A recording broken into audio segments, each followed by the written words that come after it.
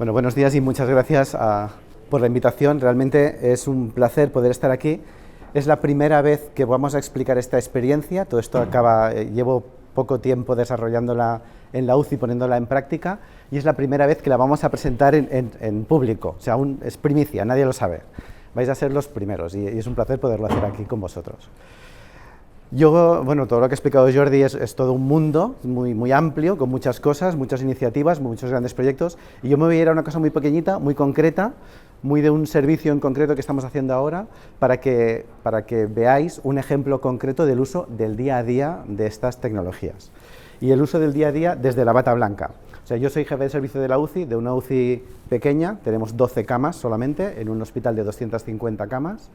Somos 6 médicos para 365 días y noches, todos hacemos guardias y todos hacemos lo mismo, con lo cual yo estoy día a día viendo pacientes como mis compañeros igual. Y con un poco más de inquietudes, buscando herramientas que nos ayuden en ese día a día en la toma de decisiones, y hemos encontrado de la mano de YouCare Medical, que es una empresa italiana, que nos ha echado una mano en el desarrollo de esta inteligencia artificial para la toma de decisiones en pacientes renales. La idea que os decía es eso, explicaros un caso práctico de cómo hemos conseguido, dentro de la práctica habitual de la UCI, tratar un tema tan serio como la insuficiencia renal aguda de pacientes ingresados en intensivos. Os hago un resumen muy rápido, pero hay mucha literatura que habla sobre la insuficiencia renal aguda en la UCI porque es un marcador de mal pronóstico. Nosotros los intensivistas hacemos pocas cosas, pero una de las cosas que hacemos es intentar que todos nuestros pacientes tengan suficiente cantidad de sangre, que esa sangre sea de suficiente calidad, o sea, que lleve glucosa y oxígeno, y que llegue con suficiente presión a todos los tejidos.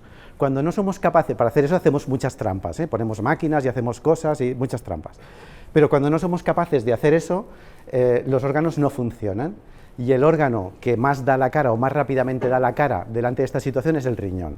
Entra en insuficiencia renal aguda y entonces cuando vemos que las cosas no van bien y nos tenemos que esforzar más para garantizar que tengan suficiente cantidad de sangre, calidad y que llegue con presión a los tejidos. Y entonces esto es un signo de alarma muy sensible y que realmente cuando los pacientes hacen fallo renal en la UCI son de mal pronóstico, tienen peor pronóstico que los otros. Entonces era importante estar pendiente de estos pacientes para poderlos detectar de forma precoz cuáles son los que van a desarrollar o tienen probabilidad de desarrollar este fallo renal y poder estar encima de ellos para intentar evitarlo. Para eso pusimos en marcha, nosotros tenemos un departamental de UCI, un sistema que es una gráfica de enfermería informatizada, digitalizada, donde llega información directa de muchos dispositivos médicos. Algunas información se tiene que escribir a mano, por ejemplo, la diuresis la pone enfermería de forma horaria o cada 2 horas, y luego allí también están los tratamientos, toda la información o toda la gestión de tratamiento y cuidados que hacemos con el paciente queda reflejada en esa hoja de enfermería. Con lo cual, desde ese departamental, que veis aquí que pone Philips en medio y todos los dispositivos que vuelcan información allí, lo hemos conectado con una plataforma que se llama YouCare, donde hay 30.000 pacientes que han desarrollado insuficiencia renal aguda en las UCIs, que es un modelo que ha sido entrenado en varios países de Europa y Estados Unidos, se probó en la Clínica Mayo, se ha probado en Francia, se ha probado en Italia, y se ha ido entrenando este modelo con muchos pacientes. Y entonces yo tuve la oportunidad de poder poner mis pacientes también para ver cómo reaccionaban delante de esta situación. ¿Qué hacemos? Bueno, el sistema mira todos estos parámetros cada hora contra todos los pacientes.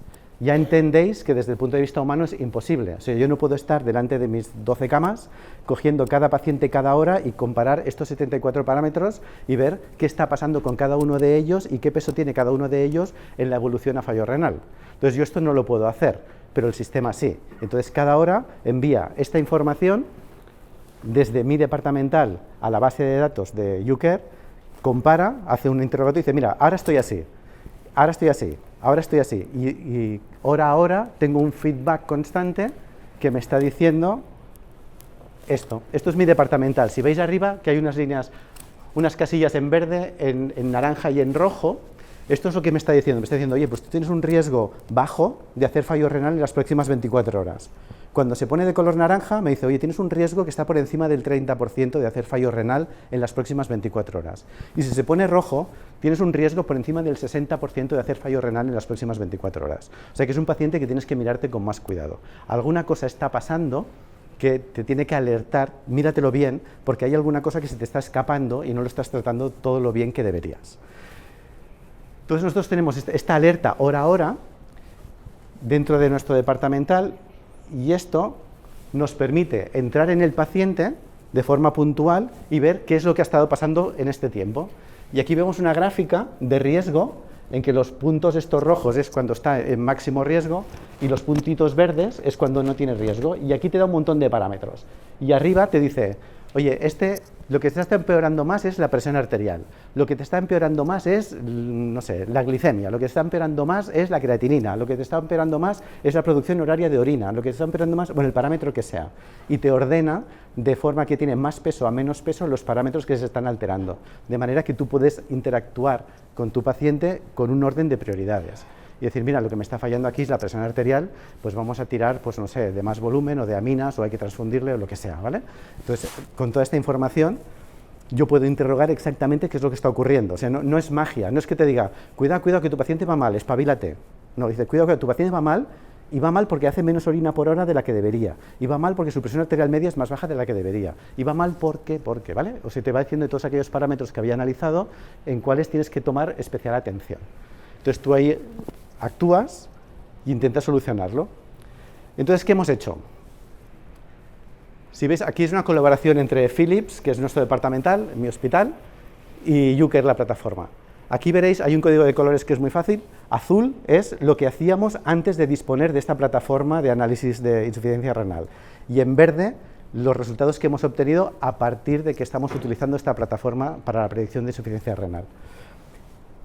Tenemos 138 pacientes por un lado y 131 por otro, y hemos eliminado los pacientes que estaban menos de 48 horas ingresados en la UCI o aquellos que ya tenían insuficiencia renal crónica previa, que ya ingresaban con un riñón que estaba mal, ¿vale? Los hemos eliminado y, bueno, tenemos aquí un montón de parámetros que ahora jugaremos y vemos qué ha pasado con ellos.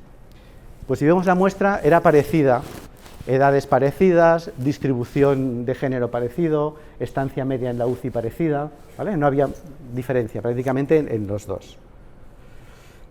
Si nos íbamos a ver el balance horario significa que entre la entrada de volumen que le ponemos a un paciente y la salida de volumen que tiene un paciente cada día, es un balance, vemos cuánto entra y cuánto sale. Pues el balance es parecido, o sea, no los teníamos especialmente deshidratados ni los teníamos especialmente hidratados. Las dos cosas son malas. Tener especialmente deshidratados, el riñón se queja mucho, y especialmente hiperhidratados, todos sabemos que hay mal pronóstico desde el punto de vista respiratorio.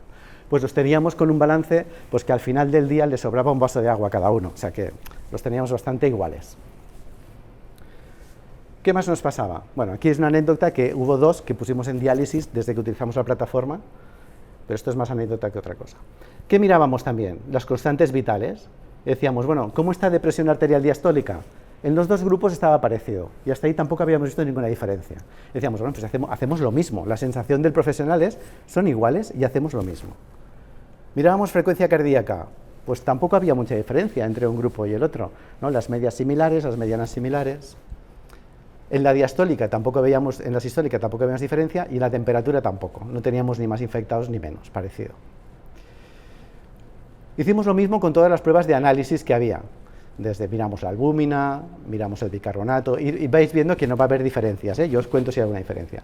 Mirábamos la creatinina, la glucosa, el hematocrito, la hemoglobina, un montón de parámetros bioquímicos, el pH, las plaquetas, los iones, potasio y sodio, la urea y el recuento leucocitario, y tampoco vimos que hubiera ninguna diferencia entre los dos grupos. Y dijimos, bueno, pero claro, esto es ver todos los episodios de las analíticas. Lo que hay que ver, en verdad, es cómo ingresan y cómo se van, al día del ingreso y al día del alta. Pues al día del ingreso y al día del alta también lo miramos y tampoco vimos diferencias. Vale, y ahora me paro un momento y me decís, bueno, entonces, ¿en qué os ha ayudado todo esto? ¿No? Hasta aquí parece que todo va igual, todo va igual. Cuando miramos el global no hay diferencias. Pero ahora vamos a ver en qué nos ha ayudado todo esto.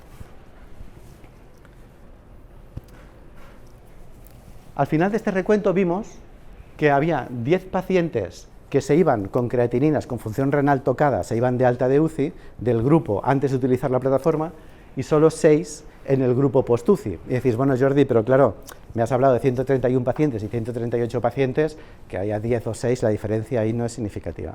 Pero vimos una cosa, que en nuestro grupo, si miramos cirugías programadas,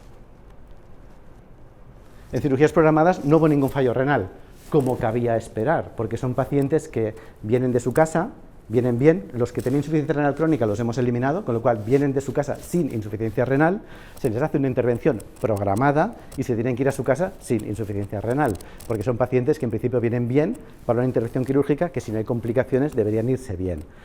Como en este grupo no teníamos, si vamos a ver los otros grupos,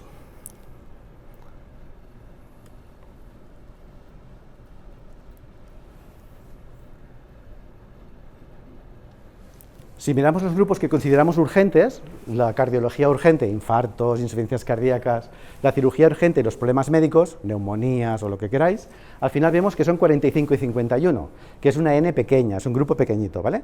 Pero claro, 10 y 6 pacientes de estos sí que ya empezaba a ser un poco significativo. Y de hecho, quisimos ver qué es lo que ocurría en estos grupos y nos sale un ratio que veis abajo de 2,14, que aunque incluye el 1, la tendencia es a que realmente el usar esa plataforma protege el doble que no usarla en cuanto al pronóstico de irse de alta de UCI con fallo renal. Y entonces aquí empezamos a ver, bueno, pues vamos a analizar más cosas, ya que hemos visto esto, aunque sean los pacientes agudos, vamos a ver más cosas.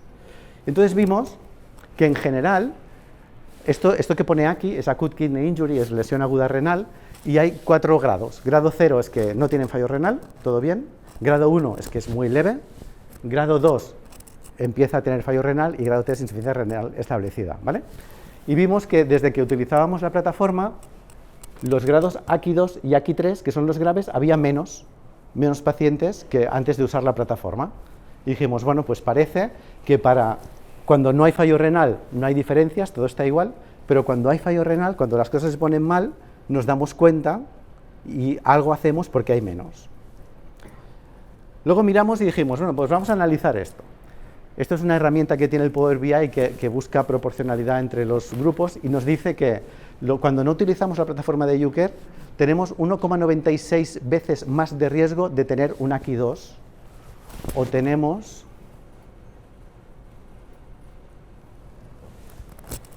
ahora va a aparecer aquí 2,39 veces más de tener AQI3 cuando no lo usamos. En cambio, cuando no hay insuficiencia renal, lo hacemos exactamente igual. No hay ninguna relación ni en AQI0 ni en AQI1. Entonces aquí empezamos a pensar y decir, bueno, lo hacemos todo igual y en el global no hay diferencias, pero realmente cuando las cosas se ponen feas, cuando el paciente empieza a hacer fallo renal, sí que cambiamos, sí que hacemos cosas, ¿no? Sí que hacemos algo porque acabamos teniendo mejores resultados con la plataforma. Aquí vemos igual, dijimos, bueno, queremos controlar cómo está el medio interno. La hiperglicemia sabemos que influye en la insuficiencia renal. ¿Cómo lo tenemos? Pues si miramos aquí en los grupos de AQI0 o AQI1 no vemos demasiado problema, pero si vemos en AQI2 y AQI3 no hay ninguna hipoglicemia y hay menos hiperglicemia. O sea que de alguna manera cuando las cosas se ponen mal sí que estamos más pendientes. Luego os diré lo más espectacular de todo esto, es que la gente no se daba cuenta de lo que hacía. Que, entre comillas, no se daba cuenta, ahora os lo cuento.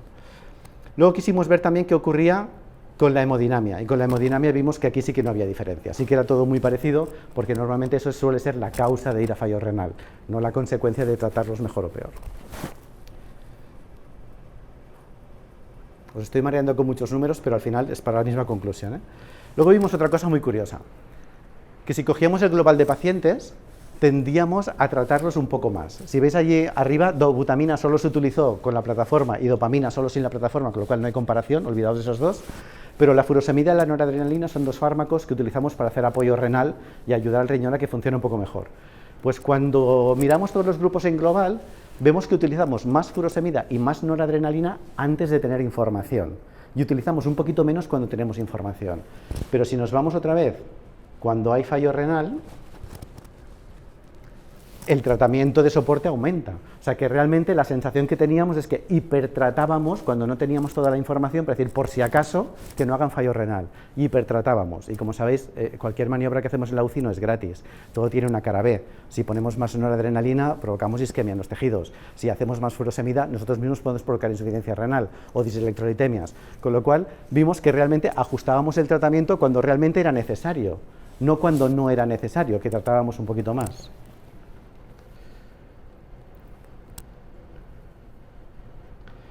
Por otro lado, el sistema también nos avisa de fármacos nefrotóxicos. Si veis, aquí hay muchos fármacos que pueden afectar al riñón y dábamos, pues bueno, con alegría, ¿no? Vamos dando fármacos en cualquiera de los dos. Cuando no había fallo renal no había problema, pero cuando había fallo renal, ¿veis cómo caen los nefrotóxicos? Y dices, ¿qué pasa? ¿Antes de la plataforma no quitabais nefrotóxicos? Sí, pero ocurrían cosas del estilo que yo tenía una creatinina de hoy que era normal. Y decía, bueno, función renal normal, le doy el fármaco normal. Y al día siguiente tenía una creatinina que había empeorado. Y hoy, quítale los nefrotóxicos que ha empeorado. Claro, yo me daba cuenta a las 8 de la mañana del día siguiente, pero igual había empeorado a las 3 de la tarde del día previo. Entonces, ese intervalo de tiempo nos lo perdíamos porque no teníamos información de lo que estaba ocurriendo en ese momento. Con todo eso, ¿qué os quiero explicar? Pues que al final, utilizando esta plataforma, que lo que nos da es más información y en tiempo real, o sea, hora a hora, tomábamos decisiones antes, que nos permitía tener menos enfermos en riesgo de fallo renal, nos permitía hacer un mejor control interno, nos permitía no tener que hipertratar cuando no hace falta, solamente tratar a aquellos que hace falta para recuperarlos, nos permitía reducir nefrotóxicos y después todo esto que se hizo no estaba tan basado en estos resultados que han salido bien, estaba más basado en la experiencia de usuario, porque lo importante es que no aumenta la carga de trabajo del profesional, porque esta información ya está en el sistema, lo único que hace el sistema es recogerla, compararla y darte una información, pero el profesional no tiene que hacer nada más, no tenemos que hacer más analíticas, ni más formularios, ni introducir más información, es la información que ya tenemos día a día, que ya tenemos en el flujo de trabajo convencional, con lo cual no implica más trabajo para el profesional, y por otro lado, no cambia nuestra práctica clínica. Cuando un paciente está en riesgo de fallo renal, hacemos una serie de medidas que son las mismas de siempre. Lo único que las hacíamos era un poco más tarde. Las hacíamos 12 o 24 horas después o más tarde de lo que hacemos con esto, porque esto tenemos la información antes. Y la tenemos tan antes como hora a hora. Y además tenemos un feedback inmediato, porque en la siguiente hora vemos si lo que hemos hecho ha funcionado o no. Antes igual ponías en marcha una estrategia terapéutica y a lo mejor la siguiente hora no había acabado de funcionar porque mirabas un par de parámetros o 3 o 4 parámetros, pero no todos. Y entonces te esperabas una hora más y te esperabas una hora más y a las 4 horas decías, oye, esto no está funcionando, cambio la estrategia. Ahora lo teníamos con esto hora a hora, con lo cual enseguida veías si la estrategia de tratamiento que habías utilizado era la correcta o no. Y se le preguntó a la gente que lo utilizó, oye, ¿qué pensáis de ese sistema? Lo primero que dijo todo el mundo es, me sorprende mucho que tengamos mejores resultados porque yo no he hecho nada diferente. Y esto creo que es bueno. O sea que introducir sistemas que nos ayuden, que no nos obliguen a cambiar nuestra práctica clínica, porque se supone que ya lo hacíamos bien, lo que no teníamos toda la información para hacerlo todo lo bien que hacía falta, pues esto es bueno. Y la gente estaba satisfecha con el sistema, lo sugerirían en la práctica clínica habitual, es bastante preciso, les coincide lo que ellos piensan con lo que el sistema les acaba diciendo, o sea que realmente hay una precisión, tiene utilidad clínica en el día a día y que impacta en la calidad de los cuidados de los pacientes. Entonces yo creo que al final el mensaje es este, ¿no? O sea, estas herramientas vienen a darnos una información o nos vienen a ayudar de manera que nosotros haciendo lo mismo que sabemos, que es el conocimiento médico normal, sin tener que saber muchas más cosas, sin tener que cambiar nuestra clínica habitual, sin tener que hacer más trabajo de lo que hacemos hasta ahora, nos permite mejores resultados porque tenemos información más precisa en cuanto a calidad y en tiempo. Y esta es un poco la idea que os quería transmitir de nuestra experiencia en el uso de estas cosas. Que yo creo que, por decir una frase así final, lo que más tranquilo me dejó hablando con mis compañeros de la UCI es que todo el mundo dice, es que no hemos hecho nada diferente. Exacto, no hemos hecho nada diferente. Lo hemos hecho exactamente igual de bien o de mal que lo hacíamos antes, pero en el momento que toca. Y hemos sido oportunos. Que esto es una de las cosas que es muy importante en intensivos, ser oportuno, hacer las cosas cuando toca. Y estas herramientas nos facilitan esto. Y ahora os dejaré preguntas si queréis.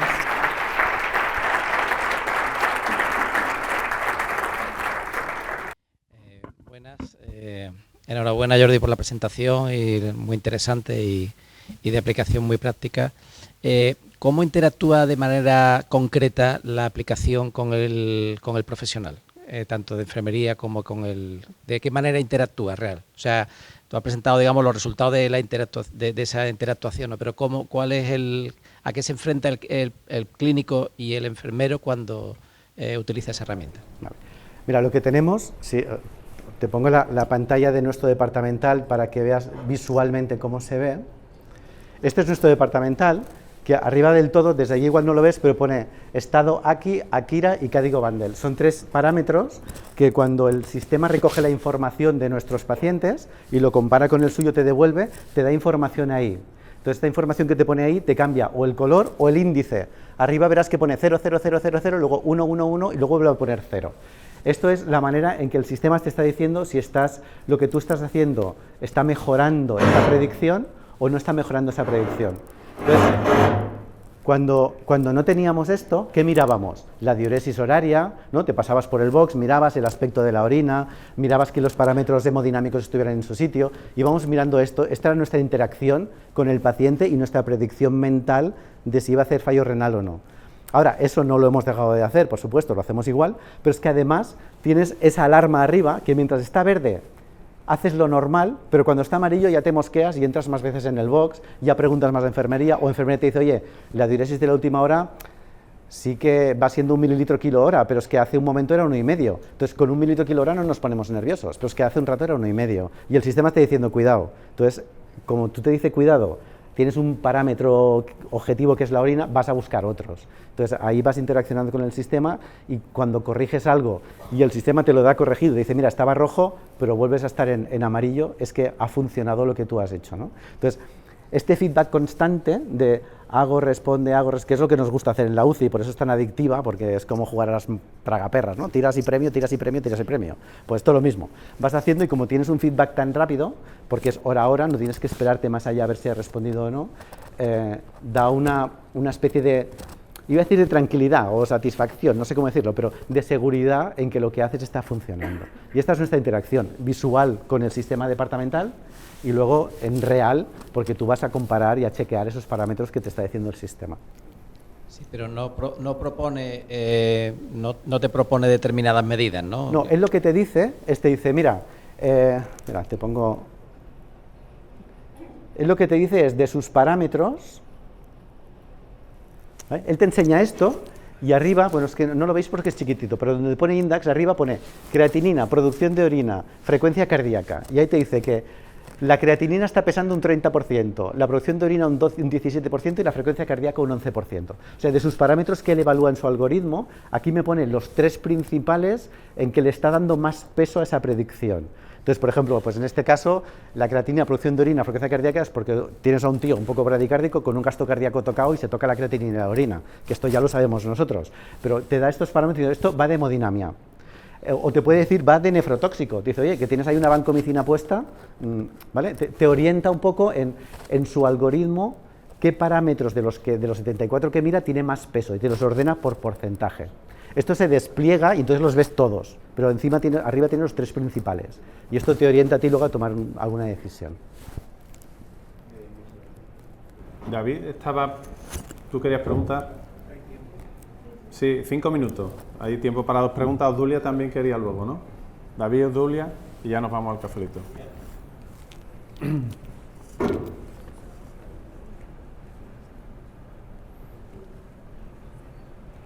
El nutrido grupo del Instituto Borja de Bioética. Digo, te estaba presentando, David. Vale, sí, David Lorenzo del Instituto Borja de Bioética. Gracias. Bueno, muchas gracias, Jordi, por su exposición. Me ha hecho pensar en muchos aspectos éticos de la inteligencia artificial, ¿no? Que ya han salido por aquí, ¿no? La veracidad de los datos, la privacidad, la conexión de los datos, que es algo muy interesante, ¿no? Y uno que sé que yo quería compartir con usted una reflexión, que es el de más allá de la responsabilidad o en conexión con la responsabilidad a la hora de tratar a un paciente, ¿no? Que está claro que al final va a depender de la persona, ¿no? Es el concepto de confianza, ¿no?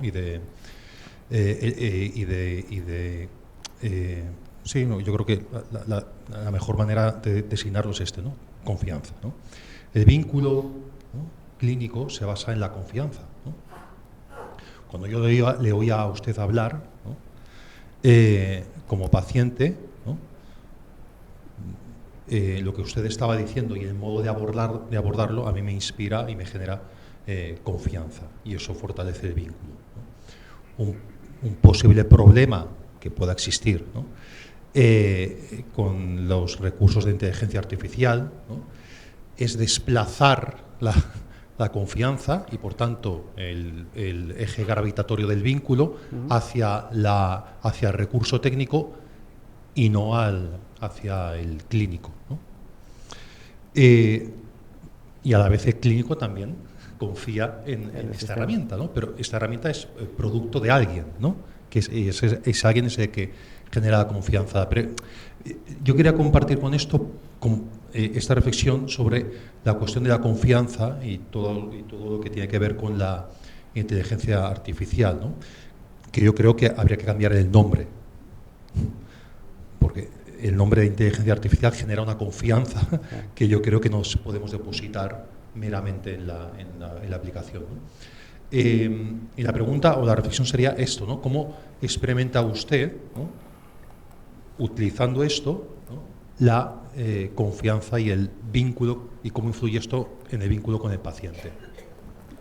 Gracias. Tres cosas. Uno, la confianza en el sistema. Al principio no teníamos confianza en el sistema.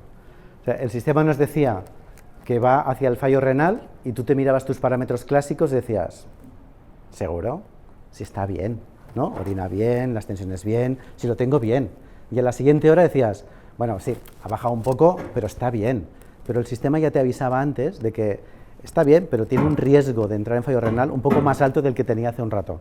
Entonces nos costó tener esa confianza, porque estábamos acostumbrados a unos parámetros a los que utilizamos al día a día de muchos años, y los conocidos y los, digamos, científicamente aceptados. Entonces este sistema nos prealertaba de que, oye, cuidado que está más riesgo que el que tenía antes. Y mis compañeros me decían, esto te avisa, pero no es verdad. Míralo, si está bien, con tensión bien, hace pipí bien, está todo en su sitio, la analítica está bien, le voy a repetir por si acaso, pero está bien, ¿vale? Entonces no teníamos confianza.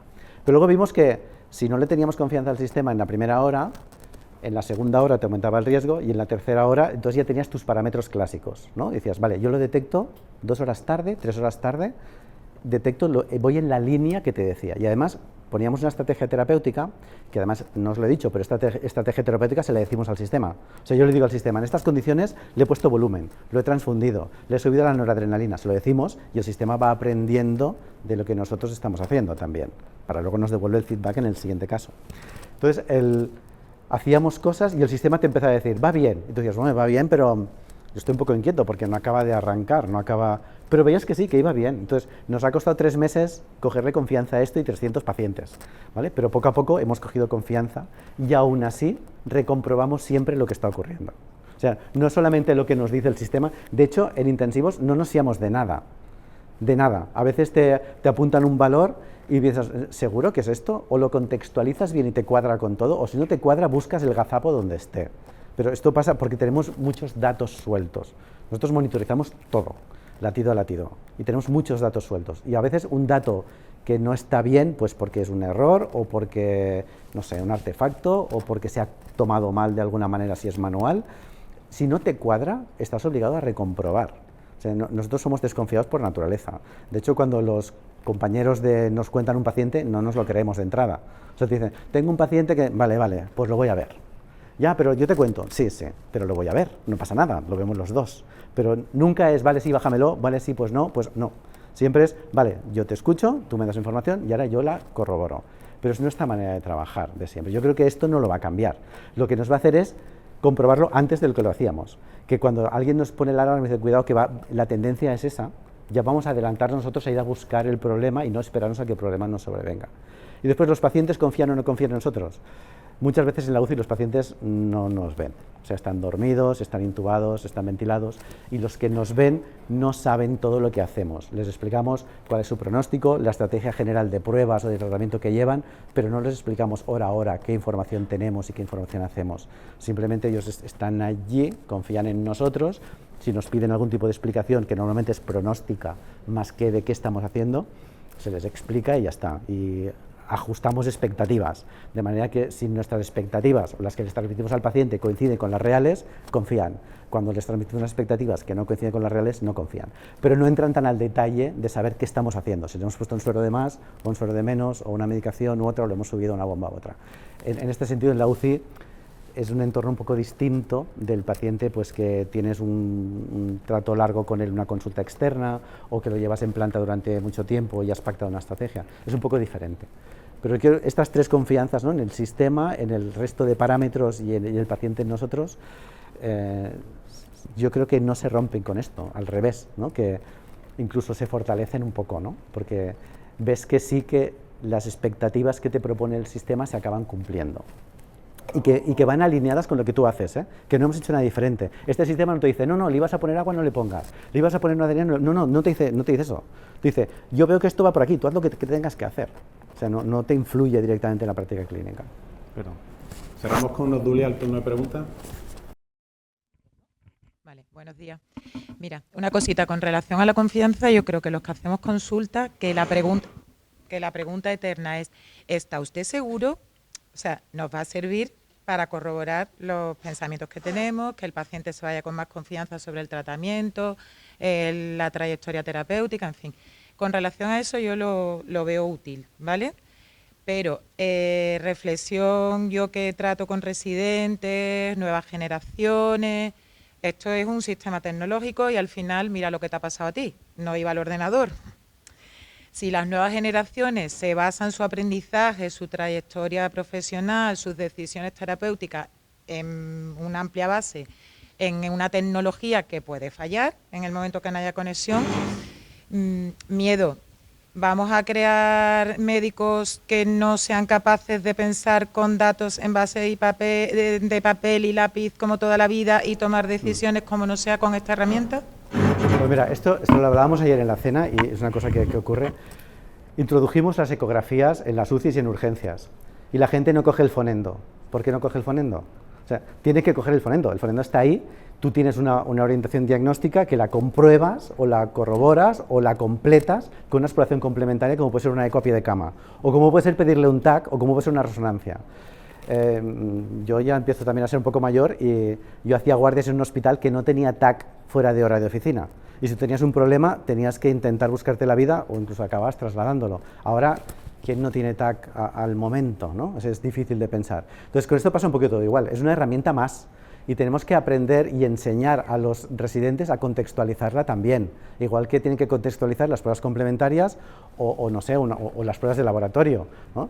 De repente te piden una troponina para cualquier cosa y diagnostican infartos por todos los lados que no existen, porque son falsos positivos, ¿no? Y hay que explicarles, las pruebas tienen falsos positivos, tienen falsos negativos o la tecnología a veces no funciona. La base hay que tenerla igual. Y yo creo que en esto debemos ser garantes los que llevamos más tiempo y hemos utilizado otras cosas para explicarles, esto es la base, tu decisión está tomada en función a tu base, ahora la complementas con más información o con más reciente o con más contexto para acabar de decidir lo que tú habías decidido antes. Pero difícilmente estas cosas tienen que hacerte cambiar tu forma de trabajar, o no debería ser así, porque si no nos va a pasar, pues eso, te va a dar una indicación que no es correcta, harás un tratamiento que no funciona, el paciente irá mal y le darás la culpa al sistema. No, el sistema solo es una herramienta que te contextualiza, que te ayuda, que te da más información, lo que quieras, muchas ventajas, pero el razonamiento clínico y el juicio clínico tiene que estar detrás de todo eso con la experiencia clínica normal. Y es un reto enseñar a los residentes eso, ¿eh? Es un reto importante, porque a veces hablas con otros compañeros y te sueltan un montón de números y dices, perdona, pero ¿cómo está el paciente? No, tensión tanto, pero ¿está despierto? Ah, sí, me han dicho que está consciente, no has ido ni a verlo. O sea, esto ocurre ahora, sin tecnología, ¿eh? Te sueltan un montón de datos, analíticas, es que le he hecho un TAC porque un dedímero D es alto. Bueno, pero ¿se ahoga? No se ahoga. Bueno, pues igual no es un TEP, yo qué sé, será otra cosa. Pero porque el dedímero sea alto no tiene por qué ser un TEP, ¿no? Primero empezamos por el principio. ¿Por qué viene? ¿Qué le pasa? ¿De qué se queja? ¿Qué es lo que más le molesta? ¿Qué has visto tú en la exploración? ¿Qué has interrogado? Y ahora vamos al siguiente paso.